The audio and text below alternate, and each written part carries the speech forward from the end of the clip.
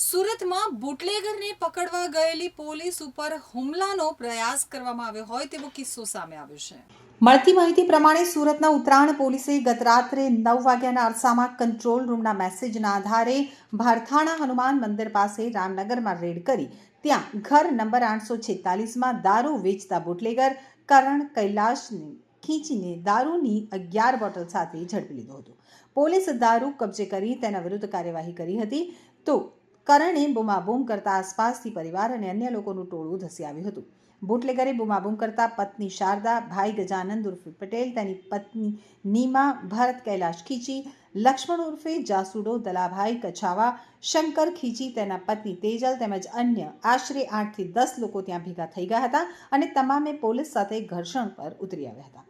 Police સાથે ઝપાઝપી કરી કરણને છોડાવવા પ્રયાસ કર્યો હતો, જોકે પોલીસે બળ પ્રયોગ કરીને કરણને પકડી લીધો હતો, જ્યારે ગજાનંદ ઉર્ફે પટેલ અને ભરતને તેમણે ભગાડી દીધા હતા। ઉત્તરાયણ પોલીસે કરણને પકડી પાડ્યો હતો, તેને પોલીસ સ્ટેશન લાવી દારૂ અંગે કાર્યવાહી કરવાની સાથે બનાવ અંગે ફરજમાં રૂકાવટ અને રાયોટિંગનો ગુનો નોંધી અન્ય આરોપીઓને ઝડપી પાડવા તજવીજ હાથ ધરી હતી।